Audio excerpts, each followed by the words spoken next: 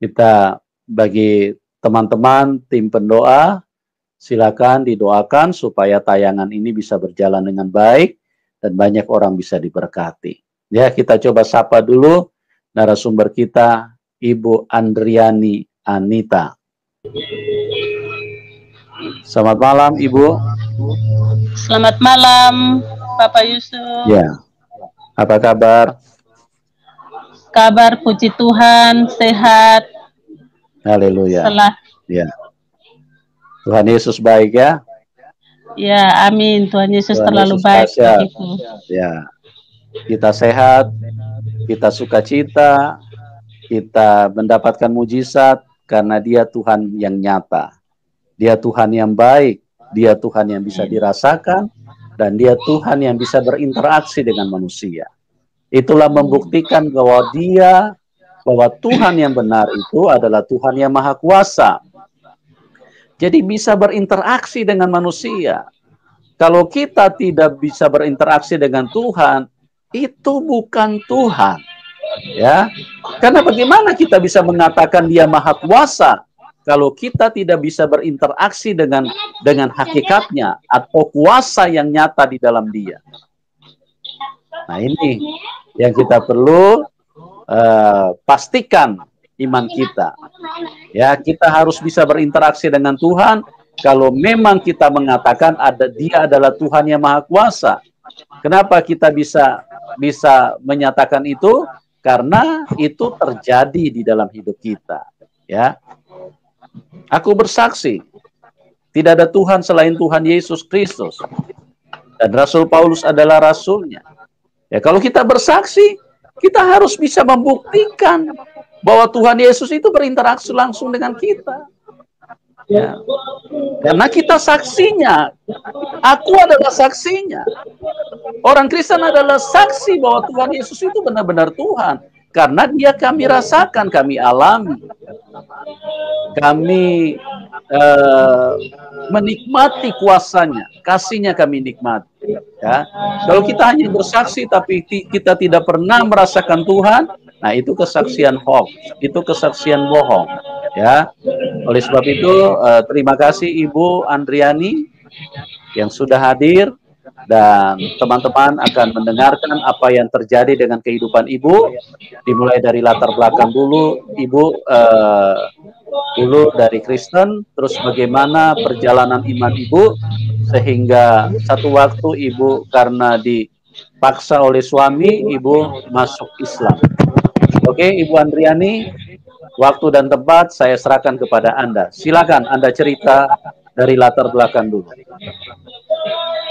Oke, makasih sudah kasih kesempatan kepada saya.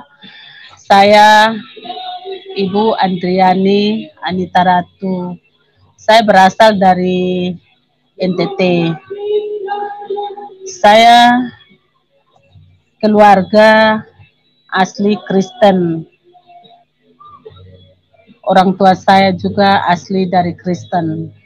Tapi suatu saat saya bertemu dengan seorang laki-laki dan akhirnya kita menikah. Dan suami saya itu beragama Muslim. Dan kami menikah secara Muslim juga. Waktu saya mau menikah, saya diajarkan untuk membaca 2 kalimat syahadat. Tapi saya bersyukur, puji Tuhan, karena waktu kita menikah itu bukan saya sendiri. Ada beberapa orang, yaitu ada sekitar 3 orang. Jadi kalau kita biasanya di gereja ya massal, nikah massal. Tapi kalau di Islam ya itu sudah kita bertiga, 3 kepala. Jadi waktu saya disuruh membaca syahadat, beruntungnya tidak disuruh sendiri, tapi membaca menghafal 2 kalimat syahadat itu bersamaan. Jadi saya tidak mengikuti membaca, saya tidak ikut membaca 2 kalimat syahadat. Saya tetap tunduk kepala saja dan saya tidak membaca apa-apa. sesudah itu kita pulang. Itu terjadi tahun 1992. Jadi perjalanan saya itu, suami saya itu kerja di satu perusahaan, yaitu perusahaan pegadaian. Jadi mau dibilang itu ya, singkat cerita itu tidak kekurangan lah, istilahnya semuanya ada. Tapi di sisi lain itu semuanya ada, tapi saya tidak merasa bahagia gitu. Seperti hilang arah gitu. Jadi waktu itu saya juga tidak pernah belajar sholat atau tidak pernah ikut pengajian ibu-ibu. Saya sering disuruh suami ikut pengajian, saya tidak pernah mau. Jadi saya berpikiran saya itu, ya sudah, kita sudah menikah Islam, ya kamu, aku gitu. Jadi dia tetap sholat, aku ya tetap ke gereja. Itu berjalan terus sampai aku mempunyai anak 3. Nah, saat aku mempunyai anak ini, sudah 3 orang, saya ke gereja, anak-anak pada ikut ke gereja semua, tidak ada yang mengikuti suami ke masjid. Kalau ada pun itu ya seringkali dipaksa ke anak-anak, biasanya ke ngaji, ayo ke ngaji. Tapi kalau anak-anak tidak mau, ya pasti suami saya itu mukul. Nah, kalau saya ke gereja, saya tidak pernah maksa anak-anak itu ke gereja, tapi kalau saya siap, berarti anak-anak sudah ikut siap berangkat bersama. Jadi itulah pada tahun 2004, 2005 itu rumah tangga mulai goyah karena beda keyakinan, karena anak-anak pada ikut semua ke gereja. Jadi suami itu mungkin merasa kesal, merasa jengkel, kok kenapa sih aku punya anak kok tidak ada yang mau ikut saya gitu. Tapi ya itu, anak-anak ya tetap ikut saya ke gereja. Akhirnya waktu terus berjalan sampai 2006 saya mendapat surat panggilan dari pengadilan. Saya sempat nangis. Saya menangis, saya bilang, saya itu salah apa? Sampai dapat surat surat gugatan cerai itu paling tidak kan mungkin istrinya tidak pernah mengurusin suami, tidak pernah selalu bangkang suami, atau suami pulang istri tidak ada. Saya di rumah, dan waktu jam makan pun saya sering ngantar itu makanan, kasih suami makan. Terus saya ini salahnya di apa, sehingga tahu-tahu saya mendapat gugatan cerai. Nah, waktu itu suami saya itu saya tanya, kenapa saya digugat cerai, salah saya itu di apa? Katanya dia tuh, kamu tidak salah, cuman kita berbeda agama lah, itu kan yang penting dalam rumah itu kan aman. Tapi dia tidak mau, dia terus talak aku sampai 3 kali. Saya merasa saya dari NTT saya ke dia, kan saya hanya ada suami saya ikut dia. Tapi ya itu mungkin gara-gara itu masalahnya masalah agama. Terus saya diajak ke pengadilan. Sampai di pengadilan saya disuruh saya ditanya, Ibu waktu nikah ini ikut Islam atau Kristen? Saya bilang saya nikah Islam. Lah, terus kenapa ibu waktu habis menikah Islam, tapi ibu kok ke gereja? Terus saya bilang, ya saya tidak bisa ke itu ikut suami, ikut Islam. Lah ibu sebenarnya tidak boleh begitu karena ibu menikah kan sudah menikah Islam. Terus saya bilang, ya walaupun saya menikah Islam tapi saya kan tidak bisa, hati saya itu tidak bisa. Terus dari pengadilan katanya Pak Hakim katanya gini, ya harus bisa, ibu harus bisa, harus ikut. Terus saya bilang, lah saya pernah nanya sama suami, waktu dia sholat habis itu di dalam dia setiap kali habis sholat itu mesti dia tuh seperti apa ya, ngaji gitu. Jadi saya sempat tanya sama suami saya, ini bacaannya apa? Waktu itu kan saya memang betul-betul tidak mengerti karena saya tidak pernah belajar.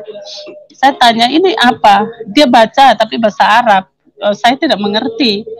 Saya suruh dia terjemahkan itu, ini artinya apa? Ini arti apa? Tapi dia tidak tahu. Akhirnya ya sudah. Saya bilang ya sudah, kalau kamu tidak tahu apalagi saya. Kalau saya ikut kamu kan saya tidak mengerti. Saya kan bodoh, buta dengan ini bahasa. Mending saya baca Alkitab saja, saya bilang gitu ke suami saya. Mending saya baca Alkitab saja supaya saya bisa memahami isinya di dalam itu, saya memahami karena bahasanya kan bahasa Indonesia, jadi saya memahami. Nah, waktu itu suami saya tuh marah-marah. Jadi waktu apa di rumah itu kita kalau sembahyang, saya naik di atas, di lantai atas. Suami saya itu sholatnya di bawah, jadi saya sama anak-anak saya itu sembayangnya di atas, ibadah. Jadi waktu kita ibadah, suami saya itu bilang gini, ada setan di atas itu di atas ada sedang ini beribadah, sedang bicara dengan setan. Nah, waktu kita turun itu di bawah tangga itu sudah disirami kacang hijau. Sudah disirami kacang hijau di bawah tangga. Katanya itu pengusir setan, katanya gitu. Jadi saya tuh ketawa, kok bisa gitu waktu itu. Karena mungkin karena saya ini terus beribadah terus kepada Tuhan, dia semakin marah. Jadi waktu itu saya digugat cerai itu sampai di pengadilan itu, yaitu dia cerita semua. Ya kalau kita ibadah, dia naik ke atas itu ibadah, saya di bawah itu sholat, tapi dia tidak pernah mau ikut. Terus saya bilang, lah saya kalau ikut kamu kan saya tidak mengerti. Jadi lebih baik saya ibadah, saya baca Alkitab saya saja. Jadi waktu itu saya minta Alkitab di gereja saya waktu di Banyuwangi itu di Roko Jampi, dan pendeta saya itu namanya pendeta Rudi Santoso. Itu Bapak Gembala itu sering sekali mendoakan saya, sering sekali menguatkan saya. Waktu itu saya tuh nangis, saya rasa bersalah, tapi yaitu saya sering kali mengatakan hal-hal ini kepada Bapak Gembala saya, dan Bapak Gembala saya ke rumah untuk mendoakan saya. Itu sekali waktu itu suami saya tuh sempat marah, terus bilang ke itu Bapak Gembala, sudah kalau kamu ngajak istri saya ke gereja tuh, kamu ambil saja, kamu menikah saja, nikah sudah sama dia gitu. Saya malu, waktu itu saya malu. Saya minta maaf sama Bapak Pendeta saya. Tapi Bapak Pendeta saya dengan penuh kasih, dengan dia, katanya dia sangat mengasihi kita. Tidak apa-apa. Kalau suamimu bicara begitu tidak apa-apa, diampuni saja. Katanya gitu. Akhirnya waktu itu terus berlalu, dan mungkin karena dia jengkel, terus dia menggugat saya itu ke pengadilan. sesudah sampai di pengadilan itu, yaitu Pak Hakimnya nyuruh saya gini, Ibu, kita bisa kasih maaf Ibu, kita bisa kasih maaf Ibu, tapi sewaktu Ibu keluar dari pengadilan ini, Ibu kalau sampai di rumah, Ibu harus ke masjid, katanya gitu. Ibu harus ke masjid, dan Ibu belajarlah ngaji di sana. Saya bilang ke Pak Hakim, saya tidak bisa. Lah, Ibu harus bisa, katanya gitu. Ibu harus bisa belajar itu ngaji. Ya, Bapak tidak bisa maksa saya. Saya bilang gitu, Bapak tidak bisa maksa saya, karena kalau menurut orang Kristen, kita memaksa seseorang untuk masuk Kristen, kita yang berdosa. Begitu pula dari Bapak, kalau Bapak memaksa saya, nanti Bapak yang dosa, saya bilang gitu. Terus Pak Hakim bilang tidak bisa, pokoknya pulang, Ibu harus belajar agama. Waktu itu saya tidak jadi diceraikan sama suami saya, jadi kita pulang. Tapi saya dikasih waktu sampai 3 bulan. Kalau saya tidak mengikuti peraturan, saya tidak ikut suami masuk Islam, saya nanti akan digugat lagi. Terus kita pulang, sampai di rumah dia juga biasa-biasa saja. Dan dia bilang sama saya, terus ditambah lagi sama Pak Kiai yang ada di sekitar rumah saya itu, bilangnya gini, buat apa menikah sama orang dari Kupang? Sedangkan mereka tuh Kristen. Di sini tuh banyak loh Islam. Kenapa tidak cari aja di sini? Banyak kok perempuan-perempuan di sini. Jadi mungkin karena suami saya itu apa ya, mengikuti saran-sarannya Pak Yai, akhirnya dia menggugat ulang lagi aku ke bulan ketiga. Jadi waktu itu saya lagi tidur-tiduran sama suami saya. Waktu itu saya tidur-tiduran sudah jam 3 sore. Jam 3 sore itu tahu-tahu ada yang mengetuk pintu. Mengetuk pintu, saya kaget bangun. Saya keluar, tahu-tahu dari pengadilan agama ngantar surat gugatan cerai. Terus aku tanya lagi, lah ini salah saya apa lagi ini? Kok saya dapat surat gugatan cerai, tidak ada hujan, tidak ada angin, kok saya dapat surat gugatan cerai lagi? Nah suami saya ini sudah takut, terus udah lari, dia sudah pergi meninggalkan saya dengan anak-anak di rumah. Waktu sore itu jam 3 saya menerima surat itu, dia pergi. Entah kemana pun saya sudah tidak cari, tapi dia keluar dari rumah itu sama pakai sarung, karena dia baru habis bangun tidur. Jadi waktu itu saya lihat gini lah, kok surat apa, saya tanya sama yang mengantar surat, Pak ini alasannya apa sampai saya dapat surat gugatan cerai lagi, saya salah apa? Terus katanya itu yang mengantar surat, ya saya tidak tahu Bu, nanti ke pengadilan saja, pengadilan yang Ibu bisa tanya ke sana. Tapi suami saya sudah pergi, sudah melarikan diri wes pokoknya. Terus saya tidak bisa sempat tanya sama suami saya juga. Waktu itu hari Seninnya itu disuruh kita menghadap ke pengadilan tepat hari Senin. Jadi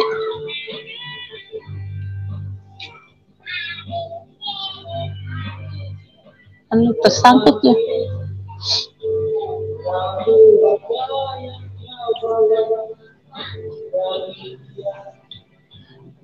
Jadi waktu saya ikut saja, tapi sebelum saya berangkat, saya berdoa. Saya berdoa kepada Tuhan. Saya berdoa sambil saya menangis. Tuhan Yesus, saya ini adalah anak-Mu. Saya dari rahim ibu sampai saya terlahir sampai besar begini, saya tetap mempertahankan Engkau, Bapa. Tapi saat ini, apakah saya harus menerima gugatan cerai ini? Saya minta sama Tuhan, Tuhan, kuatkan saya, kuatkan hati saya, supaya saya bisa menerima ini semua. Dan satu hal yang terpikir dalam pikiran saya, suami saya ini kenapa tidak berpikir bahwa dia ini punya anak, masih kecil-kecil, tidak berpikir sampai di situ. Sedangkan menggugat ini hanya masalah agama saja. Dan agama ini yang menjadi satu patokan. Akhirnya saya berdoa, saya minta Tuhan kuatkan iman saya. Karena saya pernah dengar kalau seseorang mengikut Tuhan Yesus, dia itu adalah pilihan Allah. Jadi saya berdoa, Tuhan, kalau memang suami saya ini pilihan Engkau, Tuhan bisa satukan kembali aku sama suamiku. Tapi kalau memang dia bukan pilihannya Allah, bukan pilihannya Tuhan Yesus, Tuhan kuatkan iman saya untuk saya bisa dipisahkan dengan hati yang penuh sukacita, damai, dan penuh kesabaran. Tuhan mendengarkan doa saya, makanya saya menangis. Saya punya Tuhan ini Tuhan yang luar biasa, Tuhan yang sangat-sangat aku banggakan, Tuhan yang hidup. Waktu itu saya pergi sampai di pengadilan, saya lihat begitu banyak sekali para wanita di pengadilan agama Banyuwangi. Dan waktu itu kayak seperti saya dengar kalau pengadilan untuk Banyuwangi itu entahlah mungkin nomor berapa dari perceraian. Begitu banyak sekali perempuan-perempuan yang akhirnya menyandang status janda. Dan saya menanya sama ibu-ibu di situ, saya tanya, Mbak gak sakit hati ya kalau cerai? Sedangkan Mbak punya anak, gitu. Akhirnya itu, Mbak yang saya tanya katanya enggak, mungkin memang jodoh kita mungkin sampai di sini saja, katanya gitu. Saya mendapat kekuatan lagi. Ternyata begini ya.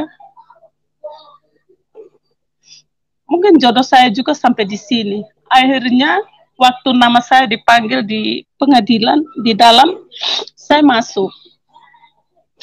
Saya masuk di dalam, situ sudah ada saksi dari suami saya, padahal saya sendiri tidak ada saksi. Saya tidak ada saksi karena memang saya sendiri.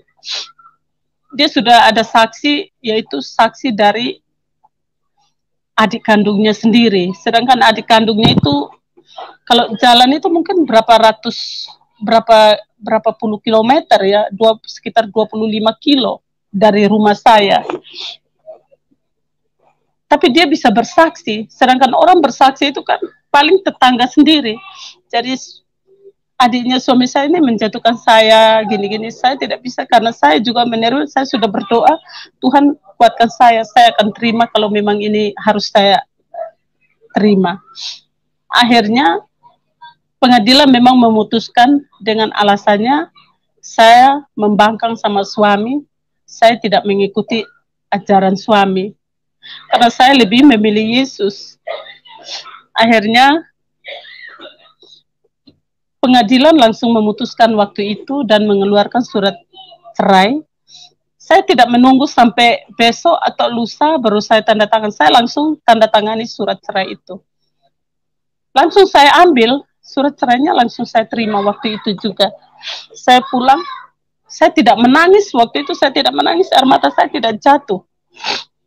Saya pulang sampai di rumah, saya bicara sama anak-anak waktu itu juga, anak-anak juga yang perempuan besar masih SMP, yang laki-laki juga masih SMP, dan yang kecil masih kecil. Saya sudah punya satu saya bilang anak-anak kita pulang ke NTT. Saya antar pulang anak-anak ke NTT, karena kalau di situ juga untuk apa? Saya tidak. Selama saya bercerai, padahal kalau selama orang cerai itu dapat berapa bulan masih dinafkahi. Kalau saya tidak, sama sekali tidak dinafkahi sama suami. Jadi saya yang barang yang berada di dalam rumah itu saya jadikan, saya jual satu persatu untuk pakai makan saya sama anak-anak. Kalau tidak begitu saya tidak dikasih nafkah sama suami saya. Nah, sesudah itu kita jual barang-barang semua, dapat uang, saya terus pulang ke NTT, ngantar pulang anak-anak sampai di NTT. tidak lama lagi saya kembali lagi saya antar anak-anak itu 2007. Habis 2006 itu anak-anak kan masih sekolah, jadi saya harus nunggu lagi. Jadi 2007 itu baru saya antar anak-anak pulang. Tepat sekitar bulan Agustus, gak salah itu. Saya pindahkan anak-anak ke NTT. Karena waktu itu kehidupan kita di Jawa juga sudah sulit. Sudah sulit. Dan suami saya juga habis cerai itu dia juga sudah langsung menikah dengan yang mana dia inginkan, yaitu dengan seorang wanita muslim juga. Akhirnya saya pulang antara anak-anak sampai di Kupang, terus saya ngurus anak-anak lagi sehingga 2008 saya kembali lagi ke Jawa untuk ngurus ini. Pindahan anak waktu itu kan gak sesulit ini. Kalau dulu tuh kan tidak terlalu sulit. Jadi saya kembali, saya ngurus anak-anak pindah ke NTT. Sesudah urus, saya masih tetap di Jawa. Saya masih di Jawa, tapi ya itu. Karena mungkin pikiran juga kacau balau, saya tidak terlalu aktif lagi di gereja. Dan saya di tempat itu fitness angkat besi, ngelatih di situ anak-anak di situ. Sesudah itu saya bertemu lagi dengan seorang muslim yang mana dia tuh anak buah saya waktu ikut itu angkat besi. Saya yang sering ngajar-ngajar dia di situ. Jadi dia muslim. Jadi kita terus perkenalan di situ 2009. Kita berkenalan di situ. Terus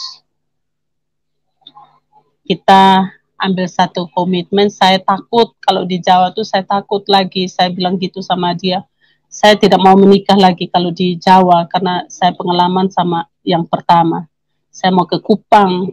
Terus dia gini, ya sudah kalau mau ke Kupang saya ikut. Nah, sesudah saya sampai di Kupang, hidup kita memang susah, sulit sekali. Dan saya akhirnya, karena kasihan ke dia, kita akhirnya juga menikah Islam. Kita menikah Islam lagi. Tidak kapok ya, saya tidak kapok-kapok. Saya jujur, saya tidak kapok waktu itu. Saya hanya berpikir, sudah ada yang bertanggung jawab hidup saya, sudah ada yang bertanggung jawab anak-anak saya, sudah ada yang bisa memberi anak-anak saya makan, dan saya mengikuti dia. Saya mengikuti dia Islam dan saya ikut sholat. Bukan karena apa-apa, saya hanya kasihan. Saya mengikuti dia sholat, saya kasihan ke dia karena dia sudah ikut saya ke NTT, sudah ikut susah dengan saya di sini, jadi saya ikut sholat dengan dia juga. Mulai dari 2009 itu saya sholat dengan dia sampai 2010. Kita menikahnya di Rote juga di NTT, di kantor agama, nikah Islam. Kita menikah Islam, sampai di Rote baru kita menikah. Sesudah menikah itu yang saya mulai ikut sholat dengan dia 5 waktu. Dia selalu mengajarkan saya cara sholat, cara memakai itu sejadah apa namanya itu, lupa lagi.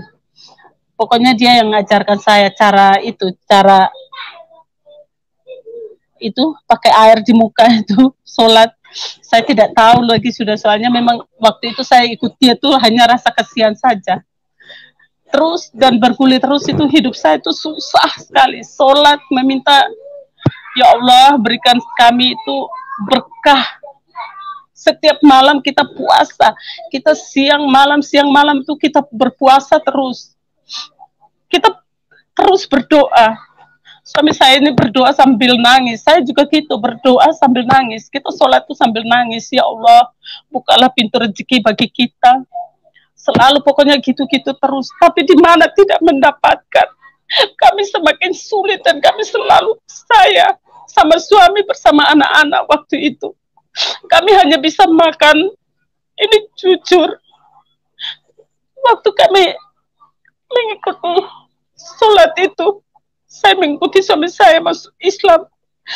Saya hanya 1 minggu itu saya hanya makan 1 kali, dan itu pun suami saya mencari nafkah hanya 20.000, hanya bisa beli beras 1 kilo, dan itu beli beras itu hanya untuk anak-anak saya, masak bubur biar mereka bisa makan dan mereka bisa berangkat sekolah, dan sekolah anak saya itu jauh.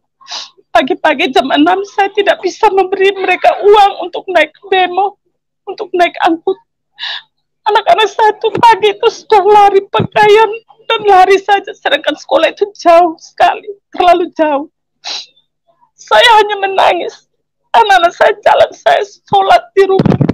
Saya minta, ya Allah, apa dosaku, apa salahku sampai aku bisa menderita seperti ini. Waktu itu bergulir terus dan terus aku sholat, dan suatu saat ada seorang tetangga ini ngajak suami saya, ayo ikut. Waktu itu kan kita di Rote, dia ngajak suami saya ikut ke namanya Kupang. Sampai di Kupang katanya nanti ke sana dikasih kerja. Akhirnya karena di sini hidup begitu susah, saya sama suami saya pindah ke Kupang dan anak-anak tetap tinggal di Rote. Tapi anak-anak saya waktu kita tinggal saya meninggalkan mereka di Rote, saya ikut suami. Saya tidak pernah mengirim 1 sen pun, 1 rupiah pun untuk anak-anak saya makan ataupun berangkat ke sekolah. Saya merasa seperti seorang ibu yang tidak berguna. Saya menangis terus, menangis dan menangis, mengharapkan satu mujizat. Dan waktu itu saya tidak pernah berhenti sholat. Saya terus berteriak, ya Allah, tolong hambamu, ya Allah, tolong. Itu pun tidak ada bantuan sama sekali. Suatu saat bertepat tahun 2012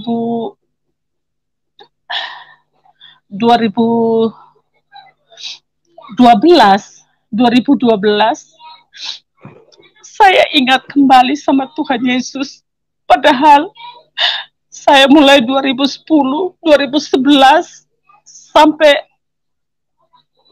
awal 2012 itu saya terus sholat. Tapi akhir tahun 2012 saya teringat kembali sama Tuhanku. Saya menangis. Saya minta ampun sama Tuhan Yesus. Saya minta ampun sama Tuhan Yesus, karena selama ini saya sudah meninggalkan Tuhan Yesus dan saya sudah buat satu penyangkalan sama Tuhan Yesus. Waktu itu saya menangis sekali. Saya menangis sama Tuhan Yesus. Tuhan, ampuni segala dosa. Selama itu pun saya mengharapkan pengampunan dari Tuhan Yesus. Dan saya merasakan bahwa dosaku tidak diampuni. Karena saya sudah membuat satu penyangkalan sama Tuhan Yesus selama ini. Saya menangis terus. Saya tidak pernah punya, waktu itu saya karena sudah ikut suami, sholat saya tidak pernah memegang Alkitab. Tapi di saat hatiku merindukan pelayan Tuhan Yesus, saya lari ke tetangga sebelah, saya bilang, Mama, saya minta Alkitab, saya butuh Tuhan, saya menyesal. Saya bilang begitu, saya butuh Tuhan Yesus, karena hidupku sudah seperti begini. Hanya Tuhan Yesus yang bisa menolong saya. Waktu itu tetangga saya mau kasih saya Alkitab itu, dia masih sempat tanya kepada saya, Mama Nita, nanti kalau kita kasih Alkitab, nanti Mas nanti marah. Saya bilang tidak apa-apa, saya yang nanti berurusan dengan Mas. Saya bilang gitu. Terus ibu itu kasih saya Alkitab. Jadi saya waktu itu pagi, saya minta Alkitab itu pagi. Jadi saya hanya membaca Alkitab. Kalau pagi suami saya sudah berangkat kerja itu jadi tukang bangunan. Tapi bukan tukang juga lah. Waktu itu dia baru mau belajar jadi kerja bangunan. Terus sesudah itu saya minta Alkitab. Suami saya sudah berangkat, saya beres-beres di rumah. Habis beres, saya bersihkan tempat tidur, saya mandi habis, saya ikat rambut saya seperti ini. Saya langsung naik ke tempat tidur. Saya tutup pintu, saya tutup kamar, saya berdoa. Saya begitu menyesal, sampai saat ini pun saya tetap menyesal. Saya sangat menyesal. Saya bilang, Tuhan, saya menyesal. Saya ini domba yang terhilang, Tuhan. Saya seperti domba yang terhilang. Saya hanya mengharapkan pengampunan dari Tuhan. Saya mohon Tuhan ampuni saya. Saya berdoa terus. Pagi, siang, malam, saya hanya berdoa, hanya mohon pengampunan dari Tuhan, supaya Tuhan bisa ampuni segala dosa-dosaku yang bertahun-tahun itu saya meninggalkan Tuhan. Saya walaupun orang bilang Kristen, tapi Kristen KTP. Tapi saat ini saya terus berdoa kepada Tuhan dan saya minta supaya Tuhan kuatkan iman saya. Saya jangan goyah lagi. Akhirnya tepat 2012 akhir 2012 itu bulan Desember tahun 2012 itu tepat tanggal 23 itu ada gereja Pantekosta di Kupang, ada memberitahukan kalau mau ada Natal. Jadi tetangga saya gini, kalau Manita kalau mau ikut ke gereja, kita ke gereja ya tanggal itu. Terus saya bilang, iya saya mau, tapi saya tidak punya Alkitab. Saya tidak punya Alkitab. Katanya gini, ya sudah nanti saya pinjami, katanya tetangga saya. Waktu itu saya mau ke gereja, pas hari tanggal 23 itu, saya bilang ke suami saya, karena saya takut dia marah, saya takut dia tuh sakit hati mendengar kalau saya mau kembali ke Kristenan. Karena selama ini saya doa-doa terus, saya tidak pernah kasih tahu dia, saya diam-diam saja. Nah terus saya sudah punya satu komitmen bahwa saya tidak mau berdiam diri lagi. Saya tidak mau berdiam diri lagi. Saya harus memberitahu ke dia apapun kejadiannya. Saya sudah tidak mikir lagi.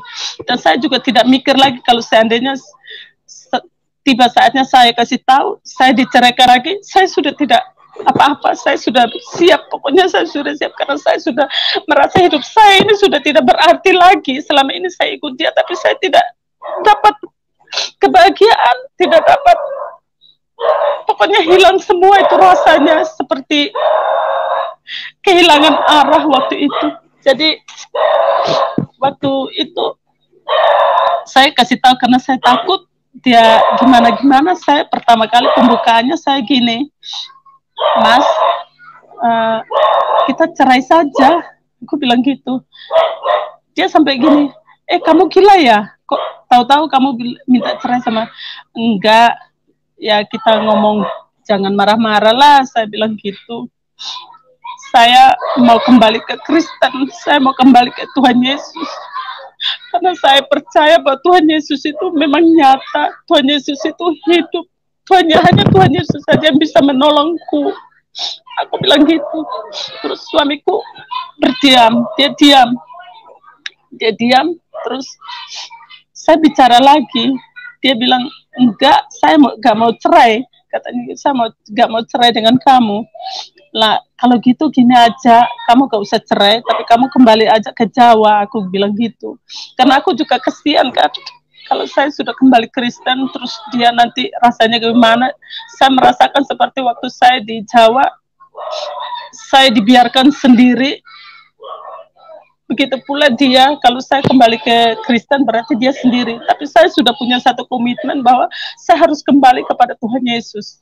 Jadi saya omong dengan dia, saya nangis juga waktu itu. Terus mungkin karena dia kasihan ke saya, dia bilang, ya sudah tidak apa-apa kalau kamu mau ke gereja, tidak apa-apa.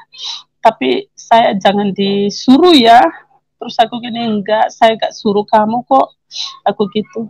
Akhirnya malam itu kita paginya itu saya mau bangun mau gereja pas minggu ya. Minggu saya mau ke gereja tapi saya bangunnya terlambat. Terus dia malah yang bangunin saya. Katanya mau ke gereja, kok gak bangun, katanya gitu. Saya nangis. Saya bilang, Tuhan Yesus, memang ini adalah suatu mujizat. Allah terlalu luar biasa bagi aku. Padahal pertamanya itu saya merasa takut. Nanti dia gimana, marah. Tapi ternyata dia yang kembali mengingatkan aku. Ya sudah, kamu siap mau ke gereja, katanya.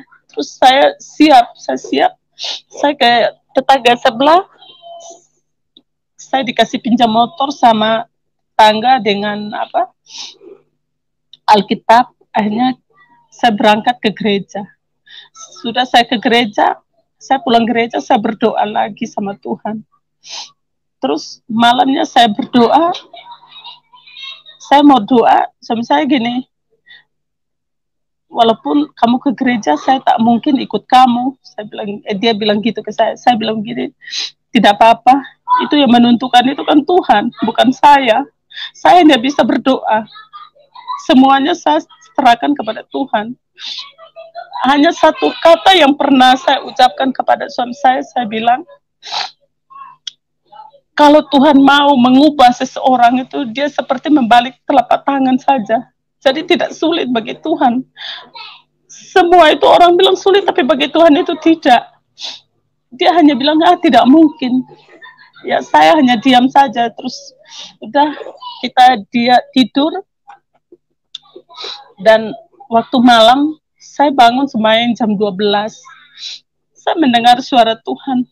Jamah suami kamu, di saat dia tidur, jamahlah dia. Jadi saya berdoa. Karena saya percaya Tuhan itu ada. Saat orang terus berseru kepada Tuhan. Dengan penuh rasa penyesalan. Dengan penuh hati yang tulus, betul-betul penyerahan diri. Itu Tuhan hadir bagi kita. Dan waktu itu saya jamah suami saya. Dan tepat waktu tanggal 25 kita mau Natal, saya tidak mengajak suami saya, tapi suami saya sendiri yang mengajak saya. Ayo kita ke gereja. Katanya mau Natal. Iya, mau Natal, tapi kamu jangan ikut. Saya takut nanti keluarga itu dengar gimana. Katanya sudah gak apa-apa. Saya hanya menangis, terima kasih Tuhan. Ternyata Tuhan itu punya satu rencana yang indah bagi saya. Saya dibuang, tapi Tuhan mengambil kembali seseorang yang Tuhan menyiapkan seseorang bagi saya. Walaupun dia dari seberang, tapi akhirnya Tuhan jamah dia. Akhirnya dia mengikut Tuhan.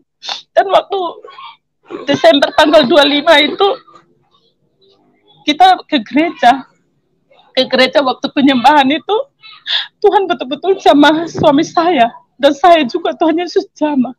Dan saya melihat ke kiri gini, suamiku nangis. Dia nangis waktu ada itu penyembahan itu, kita nyanyi, dia nangis. Terus sudah kita habis gereja, kita pulang, terus dia bilang gini ke saya, sampai rumah tuh dia gini, "Ma, coba aku tuh dulu dilahirkan menjadi orang Kristen, ya ternyata ikut Kristen ini ke gereja tuh enak ya." Saya tanya enaknya di apa?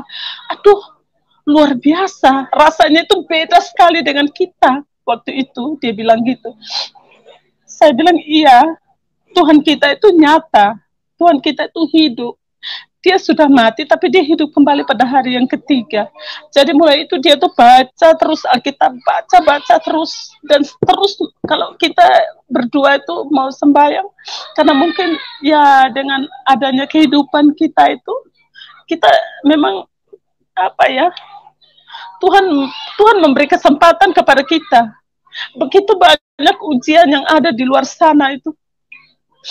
Tapi Tuhan masih memberi kesempatan. Padahal kita ini sudah berbuat dosa. Kita ini sudah buat satu penyangkalan. Tapi Tuhan masih mau mengampuni kita. Tuhan tuh sangat mengasihi kita. Akhirnya tepat 2013 suami saya ini maksa saya, ayo saya mau nikah. Terus saya bilang, lah nikah apa? Kita kan sudah nikah. Kita kan sudah nikah Islam. Saya mau nikah Kristen. Katanya gitu. Ya gak boleh toh. Kita kan sudah nikah. Masa kita harus mau nikah lagi? Enggak, saya mau nikah. Saya mau nikah Kristen. Dan saya mau dibaptis.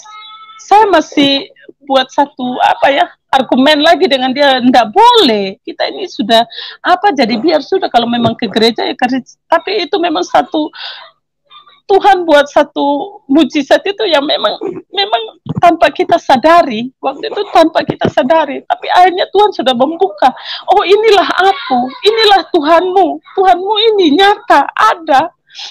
Akhirnya Roh Kudus ini mungkin mendorong terus hati suami saya itu seperti yang akhirnya dia sendiri, ayo kita ke gereja. Akhirnya kita ke gereja, waktu itu bukan hari gereja ya, kita ke gereja itu tujuannya itu dia mau minta sama pendeta untuk dibaptis. Habis baptis dia minta nikah, katanya gitu. Terus ya saya ikut aja, dia sudah ke gereja. Sampai di situ saya hanya duduk diam gini saja, dia yang ngomong. Terus kakak saya yang laki-laki ini sempat tanya ke dia, Mas, apakah istrimu maksa kamu ikut masuk Kristen toh? Dia gini, tidak. Ya Mas, jangan loh Mas, nanti keluarga dengar gimana? Nanti kalau keluarga dengar berarti kamu dimarahin. Katanya dia gini, oh tidak apa-apa, itu nanti saya yang bertanggung jawab, gitu katanya gitu ke kakak saya yang besar. Terus ya sudah, saya mau dibaptis. Jadi dia tuh memaksa sama ibu pendeta ini terus. Kalau di Kupang itu dia tidak panggil ibu pendeta, tapi panggil mama pendeta, mak pendeta, saya minta dibaptis. Terus ya sudah, ibu pendeta ini kan bingung lah, kalau kita Kristen ini kalau mau dibaptis atau mau nikah itu harus ada kasasi, katanya kasasi CD atau gimana gitu. Jadi akhirnya dari gereja mungkin sudah buat satu sepakat ya, terima saja sudah.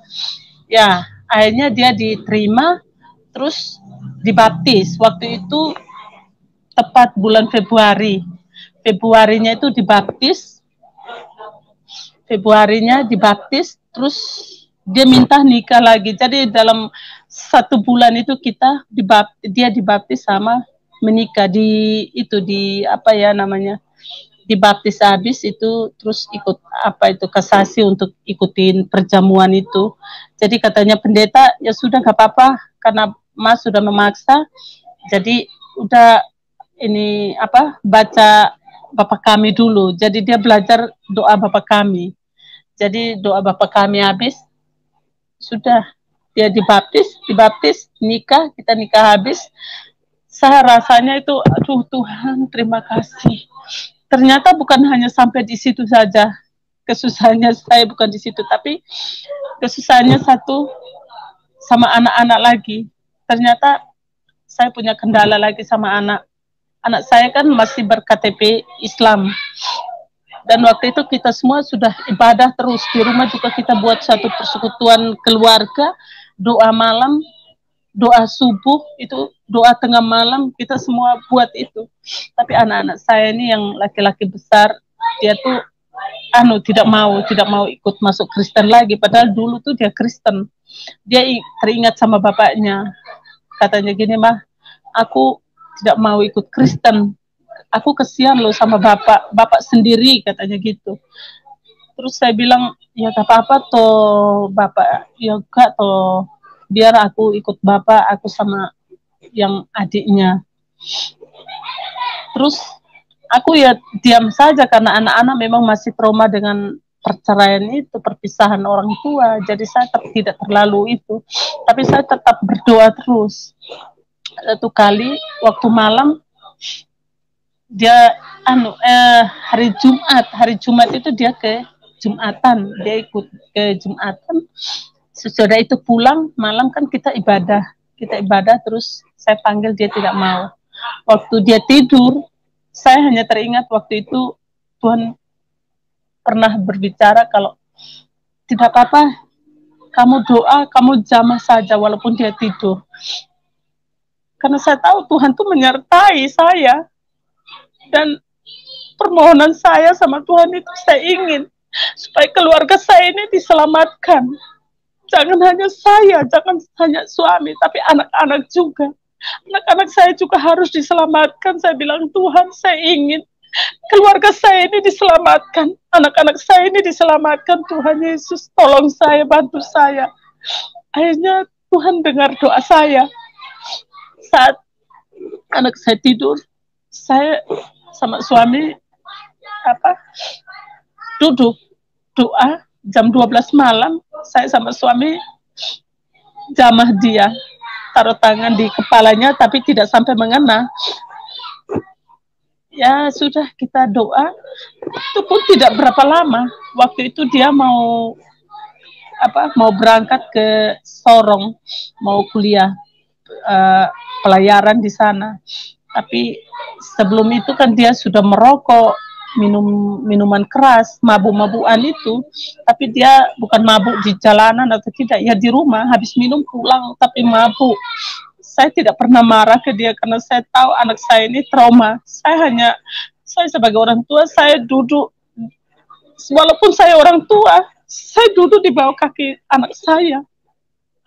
Saya hanya menangis. Saya bilang, nak, terima kenyataan, jangan lagi minum mabuk, jangan lagi rokok, kasihan. Jangan gitu. Saya hanya omong begitu, tapi dia terus. Dan itulah suatu saat dia mau berangkat ke Sorong, dia harus ikut tes itu kesehatan. Dan dia bilang gini, Ma, saya mau ikut tes kesehatan.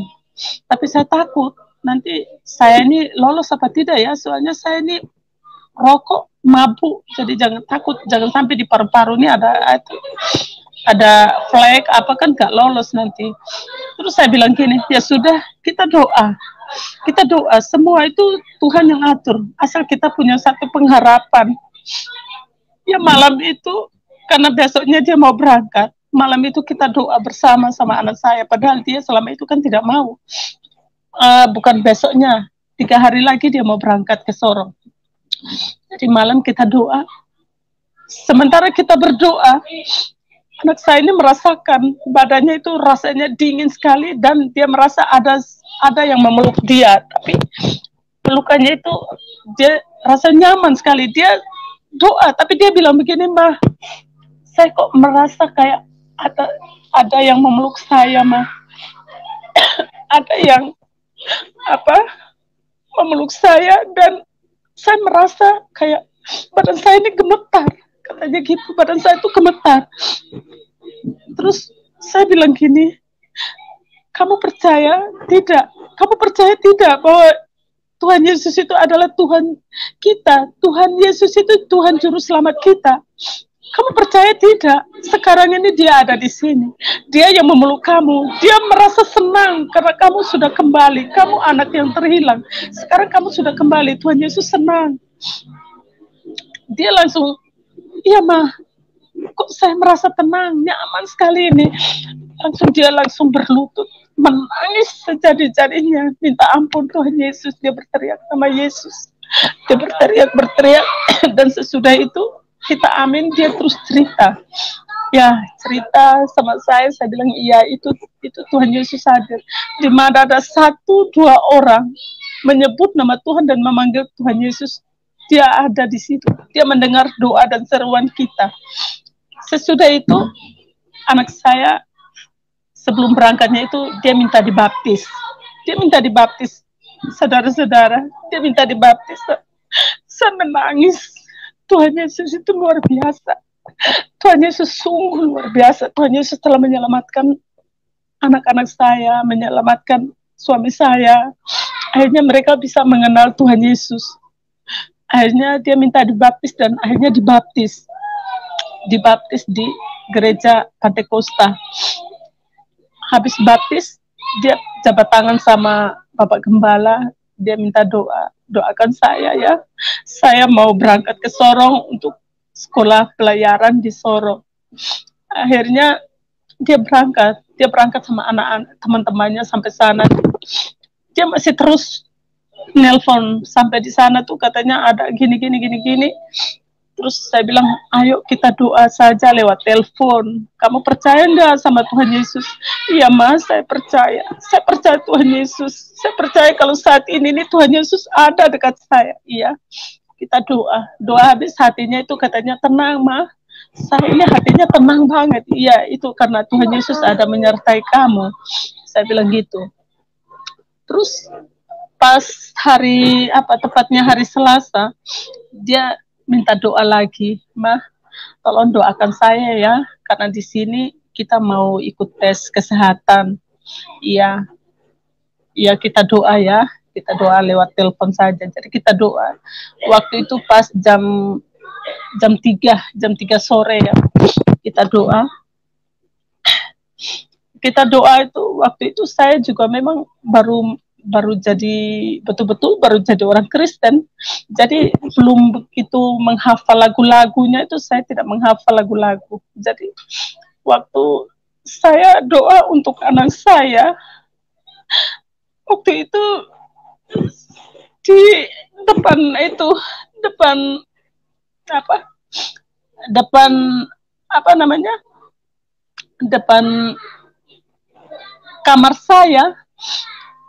kamar saya ini kita lagi berdoa, tapi saya mendengar begitu banyak sekali malaikat yang lewat dari pintu kamar saya ini jalan, karena saya lihat baju putih sama sayap, ada pakai sayap, itu nyanyinya lagu apa ya?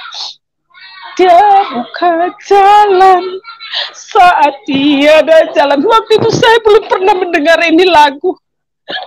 Saya belum pernah mendengar ini lagu. Tapi waktu itu saya mendengar ini lagu. Saya bilang sama anak saya namanya Angga, enggak, saat ini Tuhan Yesus mendengar doa kita. Dan saat ini banyak sekali malaikat yang ada depan kita, dan dia di sini ada suara yang begitu nyaring dan lembut yang mengatakan bahwa dia buka jalan. Waktu itu saya hanya ingat lagu ini yang depan, sampai saat ini juga saya gak ingat ini lagu saja, hanya dia buka jalan saat tiada jalan. Hanya itu, ini yang saya hanya baru ini, sampai lagu ini saja yang saya tahu. Dan habis saya doa habis, saya menangis. Saya begitu bersuka cita sama apa yang terjadi dalam hidup saya waktu itu. Dan saya karena tidak tahu ini lagu, saya lari ke tetangga sebelah saya yang ada di sebelah situ, karena saya tahu ini anak kan sering ke gereja. Saya namanya Leo, anak laki-laki. Saya bilang begini, Leo, bisa bantu apa? Bisa tuliskan lagu ini buat saya. Saya ingin lagu ini. Saya tidak tahu syairnya. Terus dia gini, ya nanti saya tulis. Kenapa? Tidak, saya kepingin saja lagu ini. Akhirnya dia nulis lagu ini untuk saya. Tapi karena saya memang baru dengar itu lagu, jadi hanya berapa itu kata saja yang saya hafal, karena waktu itu saya dengar itu. Jadi sampai saat ini saya hafal hanya itu. Kalau saya lihat di buku baru bisa nyanyi, tapi itu pun salah-salah. Jadi akhirnya habis doa begitu, hari Rabunya anak saya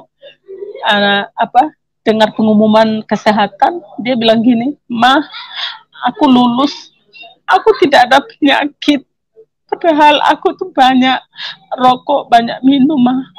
Terima kasih ya, Mah." Terus aku gini, jangan nak, jangan bilang terima kasih sama Mama, karena itu hanya Tuhan Yesus yang patut kamu minta terima kasih. Itu semua karena Tuhan, bukan Mama.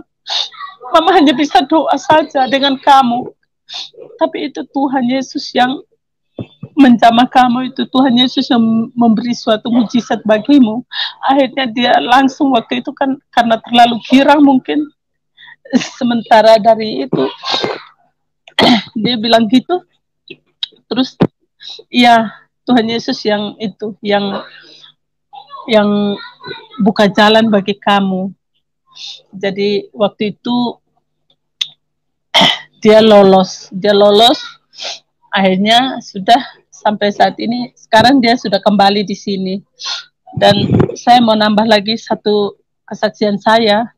Suami saya itu dari masa kecil dia tuh sakit hepatitis B, yang mana selama itu di tangan orang tuanya dia tuh sudah berobat kemana-mana, ke dukun, ke pokoknya segala macam, ke Pak Yai, minta obat, ke dokter, itu tidak sembuh. Sesudah itu, waktu dia mengenal Tuhan Yesus, kita berdoa itu saja dia belum belum begitu mungkin masih ingat-ingat dia punya itu ya, agamanya dia ya. Tapi waktu itu kita doa, saya ingat waktu itu yang berdoa juga saya dengan dia, dengan seorang ibu, kita doa bersama. Jadi waktu itu hanya saya merasakan kalau dari mulut saya itu keluar, kamu mau sembuh ya? Dia bilang, iya, saya mau sembuh. Kamu percaya Yesus tidak? Dia bilang, saya percaya. Kamu percaya Yesus, bahwa Yesus itu adalah Tuhan dan Juru Selamat? Itu pun 3 kali bertanya sama dia. Kamu percaya enggak sama Yesus? Karena Yesus itu Tuhan dan Juru Selamat. Dia bilang, saya percaya Tuhan Yesus itu adalah Juru Selamatku. Waktu itu saya merasa bahwa tangan saya ini mengangkat sebuah batu besar yang berada di dalam tubuhnya. Itu batu itu warna hitam pekat waktu itu. Jadi diangkat, dibuang.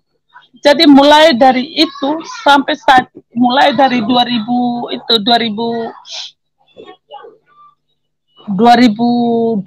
ya, 2012 yang dia sudah mengenal Yesus, 2013 itu awal 2013 itu sampai saat ini dia tidak pernah sakit hepatitisnya, dinyatakan sembuh. Itu semua itu karena Tuhan Yesus. Padahal selama itu yang dia hidup di jauh dan sampai di sini itu seminggu sekali dia mesti sakit, jungker, pokoknya kepalanya ke bawah, kakinya ke atas, karena sakitnya dari atas kepala sini ini turun sampai di bawah. Itu sakit yang luar biasa, sakit yang memang luar biasa. Tapi semenjak dia mengenal Yesus, penyakitnya diangkat, sampai saat ini dia tidak sakit, dan sekarang badannya sudah naik, sudah tidak ada sakit lagi. Jadi saya sangat bersyukur kalau semua anak-anak saya yang saya mendoakan itu semuanya sudah mengenal Tuhan Yesus. Karena itulah permintaan saya sama Tuhan untuk selamatkan keluarga saya, biar anak-anak saya itu semua pada percaya Yesus. Jadi walaupun kita meninggal pun kita tidak menyesal, karena kita sudah mengenal Yesus, semua sudah kenal Tuhan. Kita tidak di luar Tuhan lagi. Jadi itulah kesaksian saya. Saya terima kasih banyak-banyak sama Bapak Yusuf karena sudah memberi kesempatan kepada saya untuk menyatakan kasih-Nya Tuhan kepada hidup saya. Saya juga berterima kasih karena Tuhan sudah memberi nafas kehidupan yang cuma-cuma kepada saya. Dan akhirnya dulu yang saya hidup susah, merana, sebelum mengenal Tuhan Yesus, walaupun saya orang Kristen, tapi saya tidak mengenal Tuhan Yesus. Saya jadi mualaf, saya menyangkal Tuhan Yesus. Sekarang saya sudah bisa membangun. Hidup saya sudah tidak, ya walaupun saya hidup pas-pasan, tapi saya merasa bahwa perut saya ini Tuhan tidak pernah membiarkan saya kelaparan. Tuhan selalu menyediakan apa yang kita butuh.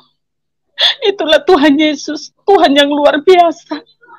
Saya tidak mau meninggalkan Tuhan lagi. Saya begitu kehilangan waktu itu. Saya begitu menyesal. Ikut Tuhan Yesus itu luar biasa. Enak. Apa yang Tuhan bilang, apa yang kamu minta, akan aku sediakan. Itu yang saya sudah mendapatkan. Sekarang suami saya sudah tidak ikut sebagai bangunan, tukang bangunan, walaupun kita menjual es keliling, tapi selalu diberkati Tuhan. Tuhan memberkati jualan suami saya, dan kami sudah tidak seperti dulu lagi yang satu minggu baru dapat 20.000 rupiah untuk makan begini banyak orang. Tapi sekarang Tuhan tidak membiarkan anaknya meminta-minta lagi seperti dulu. Dulu kita belum mengenal Tuhan, kita harus mau makan aja minta. Tapi saat kita sudah mendekatkan diri kepada Tuhan, apa yang kita perlukan Tuhan siapkan. Aku bangga mempunyai Tuhan Yesus. Aku sangat bangga. Dan saat ini saya terima kasih yang sudah menonton. Hanya satu kata yang keluar, ikutlah Yesus, maka apa yang kamu harapkan, pasti kamu akan mendapatkan. Dan ikut Yesus itu adalah luar biasa. Tuhan Yesus is the best. Makasih Bapak Yusuf.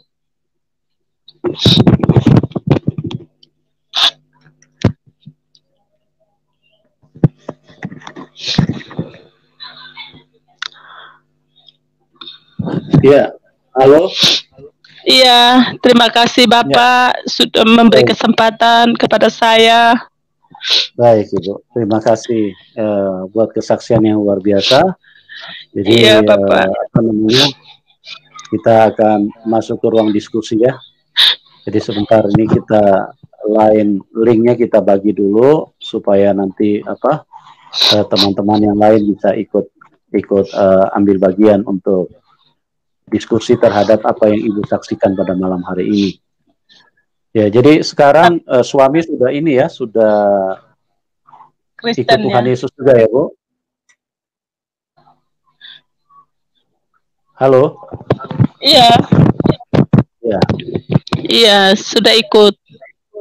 Ya, puji Tuhan. Anak juga semua sudah ini ya, sudah ikut Tuhan Yesus ya, Bu? Sudah Bapak, semuanya sudah ikut. Dan semua waktu itu saya tidak memaksa untuk menyerahkan diri anak-anak, tapi anak-anak sendiri yang minta untuk dibaptis. Oh, haleluya, puji Tuhan. Tuhan Yesus dahsyat, Tuhan Yesus luar biasa. Amin. Sehingga Amin. Rencana Tuhan itu melebihi daripada kekuatan manusia, kekuatan dari apapun, karena Tuhan punya kekuatan di atas dari segala-galanya, ya. Sehingga sekalipun mereka istilahnya punya kekerasan mempertahankan iman mereka, tapi kalau Tuhan sudah datang dan hadir dan ingin menjamah mereka, maka mereka pun juga akhirnya dari istilahnya tidak suka kepada Tuhan Yesus, dari kebencian kepada Tuhan Yesus, akhirnya mereka sekarang jadi mengasihi Tuhan Yesus. Itulah kuasa yang luar biasa.